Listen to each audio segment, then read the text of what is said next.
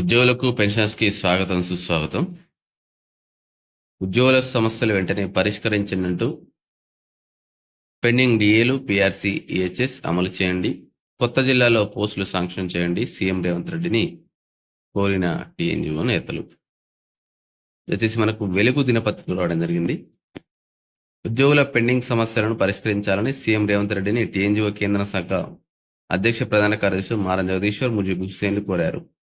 బుధవారం సీఎంను ఆయన నివాసంలో టీఎన్జీఓ నేతలు కస్తూరి వెంకట్, రంగారెడ్డి జిల్లా president Laxman Bhagyanagar, TNGO J Satyanarayana Goud ఇలా 100 మంది వెళ్ళి సీఎం రేవంత్ రెడ్డిని కలిసి 30 నిమిషాల పాటు చర్చలు చేయడం జరిగింది. ఈ సందర్భంగా వారు పీఆర్సీ, పెండింగ్ డిఏలు, సిపిఎస్ రద్దు, కొత్త జిల్లాలో అదనపు క్యాడర్ స్ట్రెంత్, ఉద్యోగుల హెల్త్ కార్డ్స్ అంశాలను సీఎం దృష్టికి తీసుకెళ్లారు. సో ఉద్యోగుల సమస్యలను ఉన్నటువంటి సీఎం దానికి సానుకూలంగా రెస్పాండ్ కావడం జరిగింది.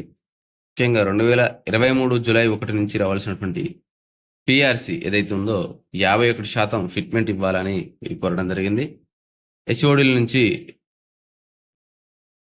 12.5% కోటాతో ఉద్యోగులను సెక్రటరియట్కి బదిలీ చేయాలన్నారు. ఉద్యోగుల సమస్యలను చర్చించడానికి స్టేట్, జిల్లా స్థాయిలో జాయింట్ స్టాఫ్ కౌన్సిల్ను ఏర్పాటు చేయాలని సీఎంను కోరారు.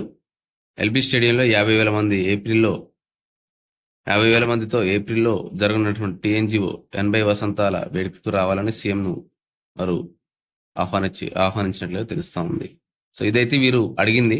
మరి సీఎం గారు ఏ విధంగా రెస్పాండ్ అయ్యారో చూద్దాం. మనకు ఇక్కడ 3 నెలల్లోనే పెండింగ్ బిల్స్ క్లియర్ అని చెప్పేసి ఇచ్చారు. ఉద్యోగుల ఫ్రెండ్లీ ప్రభుత్వంగా ఉన్నటువంటి తమ ప్రభుత్వం అన్ని సమస్యలను పరిష్కరిస్తుందని టీఎన్జీఓ నేతలకు సీఎం రేవంత్ సూచించారు. ఉద్యోగుల పెండింగ్ బిల్స్ చెల్లించడానికి ఇప్పుడున్నటువంటి పరిమితిని పెంచి రాబోయే 2 లేదా 3 నెలల్లో బిల్లులు క్లియర్ చేస్తామని హామీ ఇచ్చారు. వచ్చే ఏప్రిల్ నుంచి నిధుల కొరత సమస్య తీరుతుందని, ఉద్యోగుల సమస్యను పరిష్కరిస్తామని సీఎం వెల్లడించారు.